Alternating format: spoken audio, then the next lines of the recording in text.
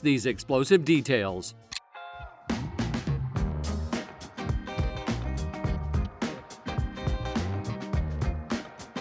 Samantha Markle has issued a second legal challenge against her half-sister Meghan Markle. Samantha has appealed the dismissal of her defamation lawsuit, which was originally filed over remarks Meghan made during her interview with Oprah Winfrey in 2021 and on her Netflix series Harry and Meghan the following year. It was probably when I was maybe 9 or 10. I would get scratched or spit at, hair pulled, that type of thing. I remember one morning, Noelle was sitting at the table eating breakfast, and she had a pair of her... Meghan Markle is in the middle of one of her biggest legal storms yet. Her half-sister, Samantha Markle, isn't letting go, and this time she's coming back with a much stronger case. The appeal isn't just about what Meghan said in the Oprah interview or the Netflix series. It's about intent. Samantha's lawyers are claiming Meghan carefully built a narrative designed to wreck her sister's reputation. And they're not coming empty-handed. Reports say there are emails, texts, and even production notes pointing to a coordinated PR strategy. He has a personality profile that perfectly enables. Add that to the aftermath, life threats, stalking, and emotional trauma, and suddenly Meghan's truth is being painted as biased storytelling. Judges are now questioning if her polished interviews cross the line from opinion into calculated attacks. And if internal communications prove premeditated planning, the fallout won't stop in court. Meghan's Hollywood ties, brand deals, and even whispers of royal involvement could all come crashing down. If she loses, it could set a precedent for how defamation works in the age of influencers and celebrity platforms. Now, on the royal front, things are just as messy. The very thing Harry and Meghan swore to protect, their children, is now at the center of a firestorm. And Tom Bower, a writer known for dropping bombs, has made the boldest claim yet. He suggests Archie and Lilibet may not even be Meghan and Harry's biological children. He says surrogacy wasn't just a private decision, but a carefully hidden secret, maybe even with more layers that we don't know about. And let's be real, this isn't just about parenting style. This is about legitimacy, bloodline, and royal lineage. But if there's truth to what Bower is saying, it's not just scandal, it's a wrecking ball aimed at the monarchy's foundation. Well, you're absolutely right. I mean, what I discovered was, of course, that she was hunting for a man in England from 2013 onwards, when her marriage had crashed and she couldn't find anyone in Canada at the time. And she wanted wealth and she wanted fame. And she targeted, there's no doubt, she targeted Harry and found someone who was a childhood friend of his who could introduce them. And then on the days before they met, Harry, once the cheeky prince adored by millions, is now being turned into memes and mockery. Some say he's a fool being dragged by Meghan. Others believe he's a willing partner in a deception that cuts through centuries of tradition. Either way, insiders say he's panicking, pacing rooms, snapping at staff, and spiraling over every headline. For a man who once stood as a voice for mental health, the irony is staggering. Meghan, on the other hand, is said to be keeping it cold and strategic. No meltdowns, just lawyers, legal threats, and attempts to silence the story with lawsuits. But the twist is, the more she tries to shut it down, the louder the questions get. People are pointing to those perfectly staged pregnancy photos, the odd timelines, the lack of medical proof or hospital photos. Why did everything feel so curated? Why did it all seem so staged? And the harder they push for silence, the more people are asking what exactly is being hidden. Another thing people can't ignore is the distance between Archie and Lilibet and the rest of the royal family. Unlike William and Kate's kids, who are often seen with Charles, Camilla, and even the late Queen, Harry and Meghan's children have barely been photographed with senior royals. And that's raising eyebrows. Is it just coincidence, or is the palace quietly keeping its distance? That question matters because this isn't just gossip, it has real consequences. If the children were born through surrogacy, that's one layer of drama. But if outside donors were involved and the biological ties aren't what's been claimed, that's not just scandal, that's a royal earthquake. It could shake the very line of succession, something the palace can't afford to leave vague. And here's where Tom Bower comes in. He isn't known for making harmless noise. He has a track record of exposing some of the ugliest royal truths, and many of them turned out to be right. Now he's dropped what could be the biggest bombshell yet, one that could destroy not only Harry and Meghan's carefully built image, but also their entire place in royal history. Yet through all the speculation, the Sussexes remain silent. No statements, no denials, no DNA tests. Just silence. And in situations like this, silence doesn't cool things down, it only makes people more suspicious. If there's nothing to hide, why not prove it? No, I choose people who don't want to be written about, on the whole, whose lives are shrouded in mystery, and they want to hide their secrets, and I just love digging away to find out what they don't want us to know. I wrote 4 years ago a book about Prince Charles, and it was a story about how he had rehabilitated himself after Diana's death, and how Camilla also had to be rehabilitated, and it was a #1. It was a fascinating story. So when Meghan came along into the scene, I just thought, this is fascinating. How is this going to play out? To tell the truth, I spoke to very few friends of Meghan because she put a fatwa on anyone talking to me who she could. So I sent off dozens and dozens of emails to her friends, and most of them didn't even reply. And obviously I spoke to her father, who loves her still very much, and said, in the end, whatever she is, she's still my daughter. You can't beat the real story. I mean, that's the excitement of writing these sort of books, that in the end, nothing beats the truth, the real facts. That's why calls for DNA testing are growing louder. What once started as whispers is now a full-on demand across social media, tabloids, and even mainstream TV debates. Hashtags trend, panelists argue, and everyone keeps asking the same thing. If Meghan and Harry truly have nothing to hide, then why not just take the test? From a PR standpoint, it's a disaster. Their whole brand was built on being the modern fairy tale family. 2 parents, 2 kids, and a dreamy Montecito mansion. But now cracks are showing, and these aren't little surface cracks. They're deep, structural ones that no stage photos or Netflix specials can cover up. For Harry, this scandal hits harder than anything than before. Fatherhood has always been his redemption arc. In interviews, he said over and over again that everything he does is for his kids. That fatherhood grounded him, saved him, and gave him a purpose. But now critics are asking the question no parent ever wants to hear. What if those kids aren't even biologically his? That shifts the whole narrative. Suddenly, this isn't just a PR problem, it's an identity crisis. The same man who once walked behind Diana's coffin as a symbol of strength is now painted as either a naive puppet or a willing accomplice in a cover-up. And neither image works in his favor. One makes him look weak, the other dishonest. Worst of all, he comes off powerless. A man who doesn't even control his own family's story. Behind the scenes in Montecito, insiders describe a heavy atmosphere. Harry is said to be unraveling, pacing the halls, lashing out, and obsessively reading every rumor, article, and video online. He's dissecting photos, revisiting Meghan's pregnancy timelines, and spiraling over Bauer's claims. The stress is reportedly keeping him up at night, and it shows. For someone who built his public image on mental health advocacy, the irony couldn't be more striking. The so-called therapy prince is now trapped in his own cycle of paranoia. Meanwhile, Meghan is sticking to strategy. Reports say her lawyers are doing everything they can to shut the story down before it grows bigger.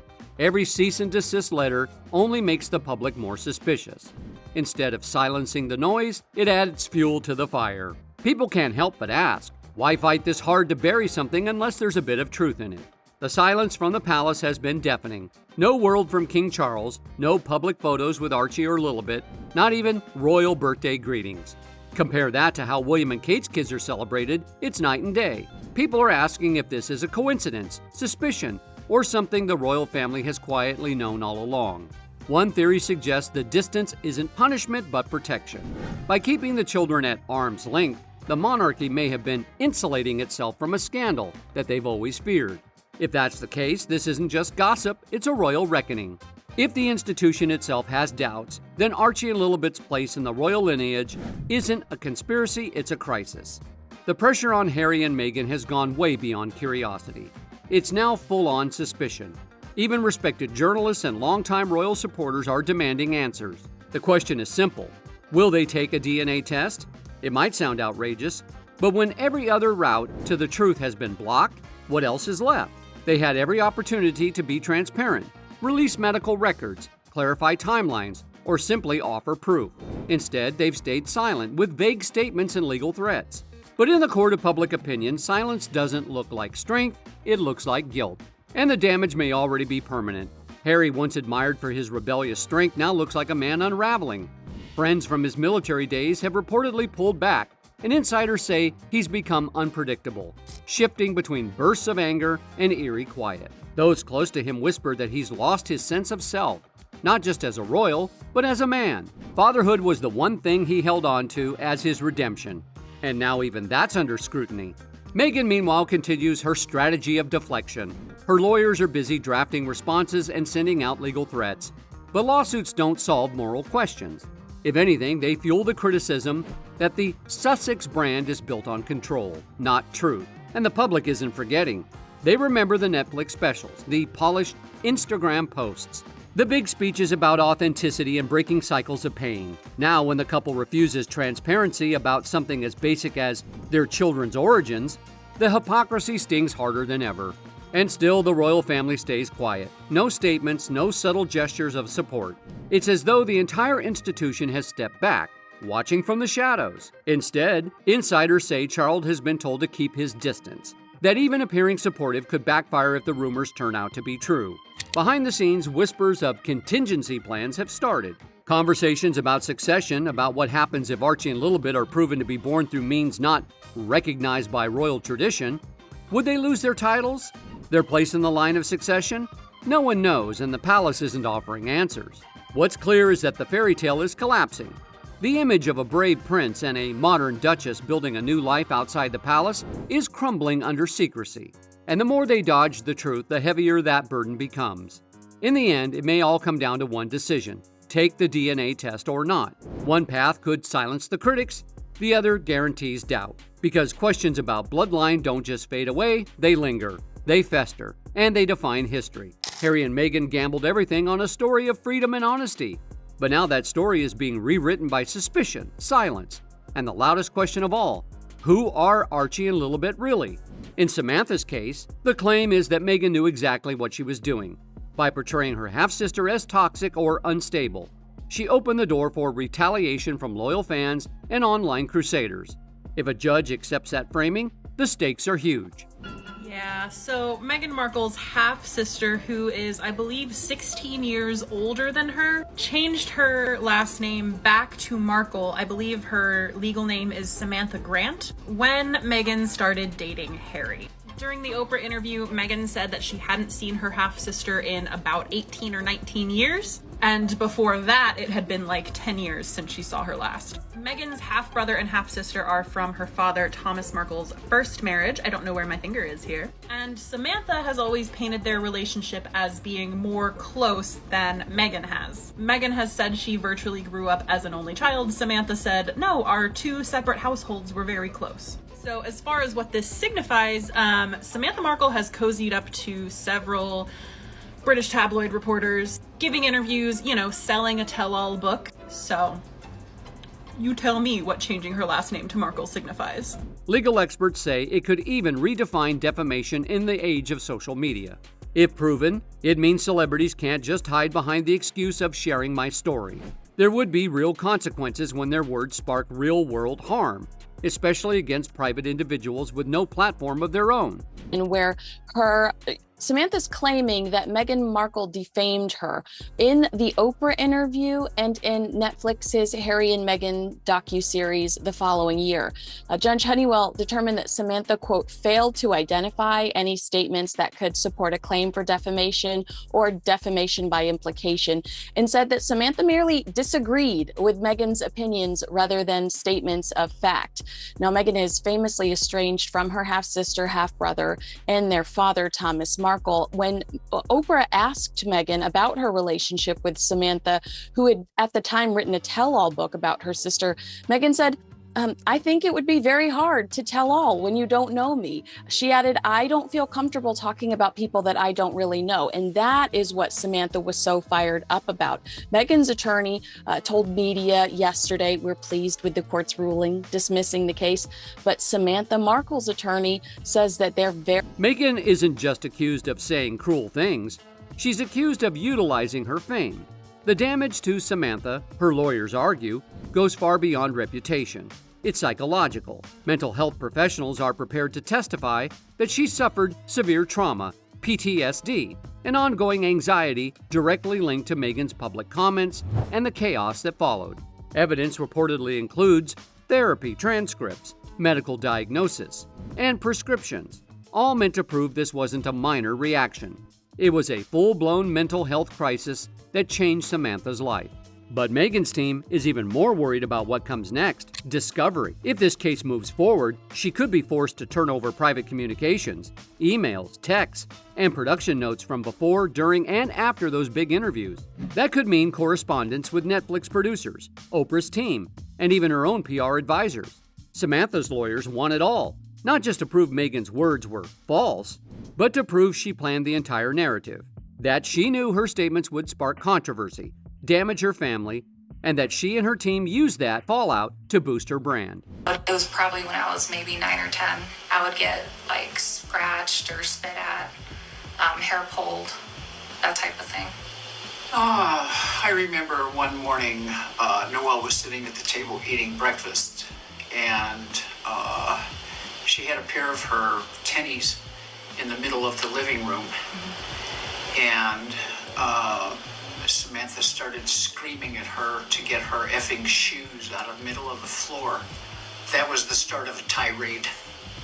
And that's my effing daughter, and I'll treat her how I want to. I'm not beating her, is what she told me. She said if it's not bleeding and there's nothing broken, there's no. So if you haven't seen this video floating around the internet, this is Samantha Markle's mother and younger daughter. Yep, you heard it right. This is Thomas Markle's ex-wife and granddaughter, describing how abusive Samantha Markle was. The whole just telling my truth defense starts to collapse if behind-the-scenes record shows a carefully orchestrated plan. And that's what terrifies Meghan's legal team. This isn't just about one family fight. It's about protecting the entire Sussex brand. Because if Meghan loses in court, the fallout won't stay in the courtroom. Hollywood executives, brand partners, and media producers are already watching. Samantha's team doesn't just want to win, they want to bring the entire Sussex story machine to a halt. Samantha Markle has issued a second legal challenge against her half-sister Meghan Markle. Samantha has appealed the dismissal of her defamation lawsuit, which was originally filed over remarks Meghan made during her interview with Oprah Winfrey in 2021 and on her Netflix series Harry and Meghan the following year. Samantha alleged that Meghan's depiction of a rags-to-royalty background and her statement about being an only child were false and damaged her personal and professional reputation. Recent court documents obtained by The Sun and filed shortly before Meghan's birthday on August 4 reveals Samantha's allegations. Meghan knew exactly what she was doing and how to do it. She destroyed Samantha publicly and on a global scale. Meghan has made it so Samantha cannot work or even enjoy the most mundane of activities like going to the grocery store without her. The appeal requested an oral hearing, but a date has not yet been confirmed. Court whispers are already making headlines, and Meghan's defense team is facing a nightmare. Judges in the appeals court aren't brushing this off. They're dissecting Samantha's claims piece by piece. Reports say they're even questioning whether Meghan's media training and PR strategy undermine her claim of innocent storytelling. That's the danger. It's not just about what she said, it's about how rehearsed and intentional those words may have been. The whole case could hinge on what experts are now calling biased storytelling. Samantha's appeal paints Meghan as someone who didn't share emotional narratives to heal or inspire, but to manipulate perception and discredit others. Meghan's polished public statements, now paired with internal communications, are being used to argue that her interviews and documentaries weren't about truth at all. They were about optics, framing, and leverage. And it's not just lawyers dissecting this case anymore. Court-appointed experts in communications and psychology have been brought in to analyze Meghan's on-camera performances. Their job is to determine whether her words felt authentic or rehearsed. If they decide her statements were scripted to cast Samantha in a certain light, that alone could crush her defense. Because once opinion turns into a coordinated campaign, it no longer gets the same legal protection. So she had the opportunity, if we were misunderstanding something, to set it straight and to take charge in a positive way. The discovery phase. Sources say internal emails, texts, and planning documents between Meghan's team and Netflix producers suggest forethought about how her family would be portrayed. Reportedly, phrases like control fallout, steer narrative, and strategic distance from Samantha appear in these exchanges. If these documents make it to court, they could prove intent beyond any doubt. And this isn't just family drama anymore. It's spilling into royal territory. Samantha's team is said to be exploring whether the monarchy itself knew about or even supported some of Meghan's most controversial statements. If that link is proven, it won't just be Meghan in trouble. The royal institution could also be accused of helping defame private individuals. Word is Buckingham Palace is already scrambling, with legal advisors reviewing potential exposure. If subpoenas get issued, Meghan may not be the only one answering questions. Royal advisors, press officers, and even senior family members who exchanged messages with her could be pulled in. I hadn't had a fallout with her. We didn't have a closeness to be able to have that. And I wanted a sister. Samantha also claims that Meghan projected a false rags to royalty narrative, which came at the expense of demeaning Samantha and their father's reputations. We lived in a normal little house in Woodland Hills, California. Little cul-de-sac street, nice neighbors. So when the media suggested that she was this Cinderella that just rose up out of rubbish or out of nowhere, no, that is rubbish. Meanwhile, the entertainment industry is shifting too. Insiders say studios and streaming platforms are quietly backing away. Deals that once looked solid are now paused. Thanks to morality clauses, companies can cut ties if a partner becomes a liability, and a defamation ruling could easily set a wave of cancellations and contract terminations. Public trust is also on the line. Meghan built her brand around being a voice for the voiceless. But if courts decide she used her platform to bully someone with less power, that image collapses. Samantha's lawyers are expected to hammer this point in closing arguments, contrasting Meghan's public preaching of kindness with the allegations of emotional devastation she caused behind the scenes. And then there's the money. A successful defamation suit wouldn't just mean one big payout. It could inspire more lawsuits from other family members or people who felt targeted in Meghan's past narrative. Legal experts warn that if one domino falls, the rest could tumble quickly. At this point, the courtroom isn't just a legal battleground for Meghan.